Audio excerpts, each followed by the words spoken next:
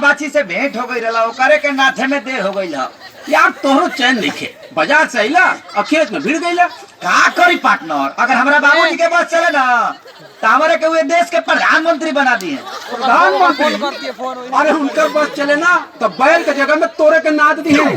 नादी है बाबू, जोत के हंगाइयो दी है। एकदम सही कहा रे कि पार्टनर लाल बहादुर शास्त्री जी कह के गए कि जय जवान जय किसान। खेती बाड़ी से बढ़ के दुनिया में कोनो काम ना होला। खेती बाड़ी? अरे तू पगला गई बड़ा करे क्या जवानी का गोबर गोथार में जियान करे के चाहता रे? हमारा नजरिए से तुम देखोगे तो समझ जाओगे। अरे तोर नजरिया कहीं तेल लेवे काहे कि तोर नजरिया भी तोर वो बुढ़वा बाप खानी हो गई बा। हम कह रहे हैं तो एक बार देखने में क्या जाता है जी। हाँ तो पार्टनर बुझा गई तोरो खेला खत्म है बा।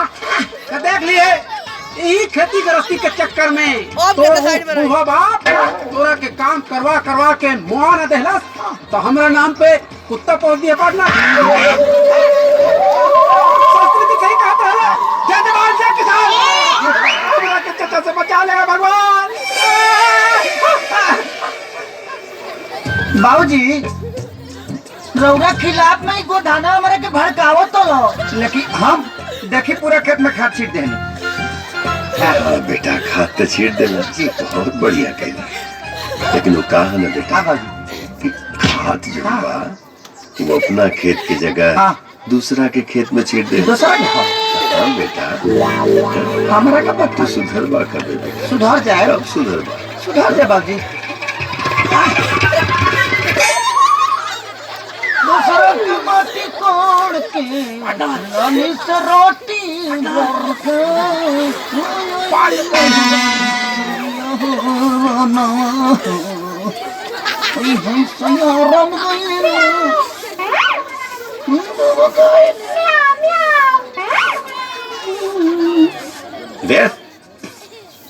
ये बिलाई कहाँ बोला दिया रे?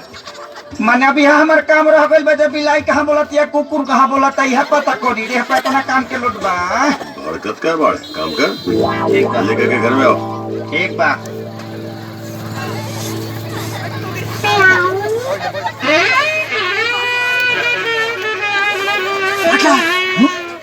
चला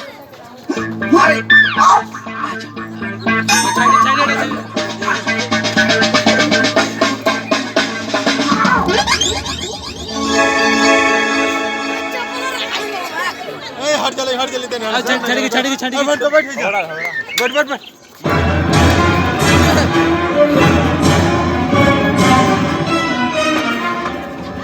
सच बात तो बता।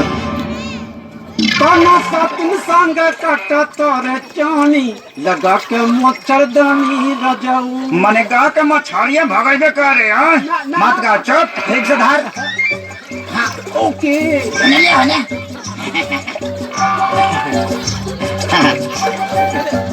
एगो मछली ये गई।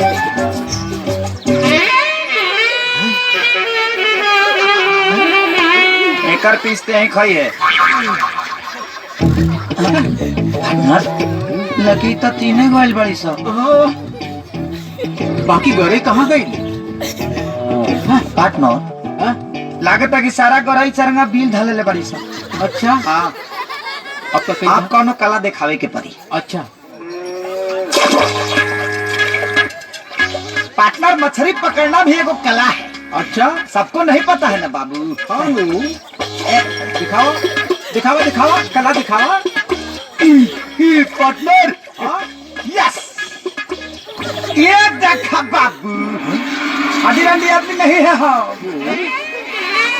वही रहा देखा इसका बड़ा है। देखा तू ही खाली देना करा। अब देखा हमार खेला पार्टनर। अब हमारा खेला देखा। पकड़ो पकड़ो पकड़ी पकड़ो। ये। अंदर हाथ डालना। हाथ डाल के निकाल रहे हैं।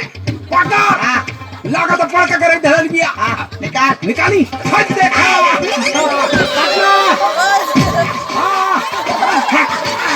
फेंक बाबू फेंक। नाप ला बेच दा। के कर करे बड़ के देख लो। बिक दे बाबू तो ढेर पीस वाला बा। काहे फेंकी?